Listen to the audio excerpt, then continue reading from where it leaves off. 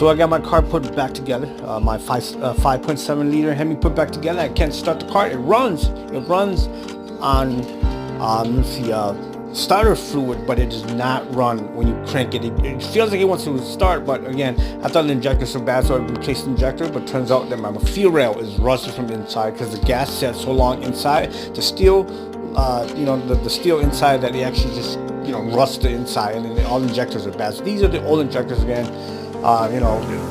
Gas will turn to varnish inside, gas tank or whatever if it sits for quite some time. So again, this is what I gotta go through. So now I gotta get a new fuel rail for this